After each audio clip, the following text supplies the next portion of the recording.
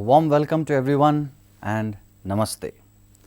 So, I welcome once again all of you for this discussion about the Krishna and Sudama story and lessons from it. So, we were discussing in the last episode that Sudama, he walked from his village to Dwaraka. It took many months, and by the time he reached, he was emaciated, his bones were actually visible, he had not had properly, and he was waiting outside the security gate, and guards did not allow him. Why?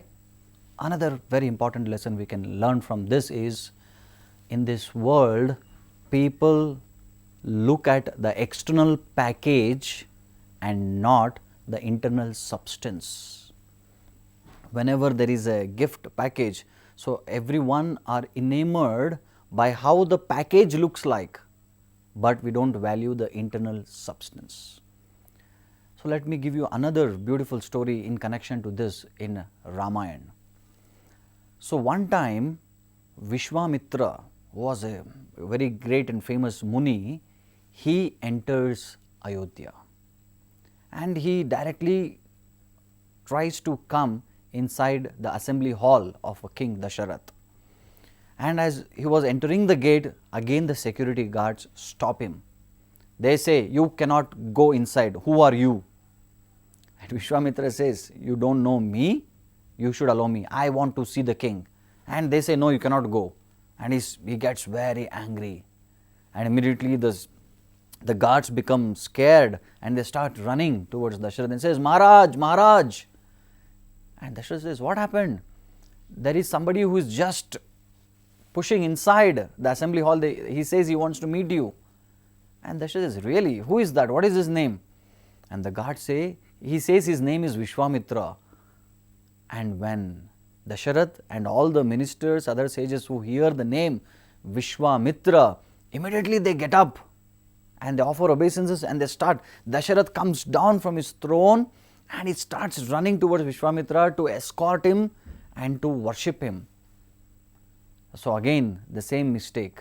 So, the security guards, they just saw the external package, but Dasharath and all the other ministers and sages, they knew the internal substance of the person who was Vishwamitra. So, the same thing happens to Sudama also. Just because Sudama was wearing a simple dress and he was not looking so good because he had been fasting or not having good food since many days, months. So, as soon as the guards look at Sudama, they think he is insignificant person. Even though Sudama requests the guards, "I want to see the Krishna, I want to have darshan of Krishna, I want to meet him because he is my good friend," they don't believe. And finally, we heard how Krishna came running towards Sudama, and Krishna embraced Sudama and they had such a wonderful loving exchanges.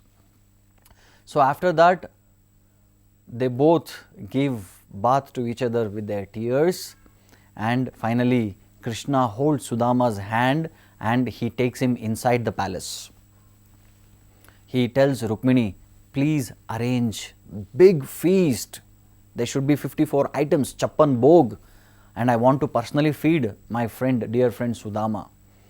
And Krishna personally takes Sudama to his inner chambers and he makes Sudama sit, and he tells his wife Rukmini, "Please get a golden plate and warm water." And Krishna, he who is an Akhilanda Koti Brahmanda Nayak, the Supreme Personality of Godhead, worships Sudama Brahmana.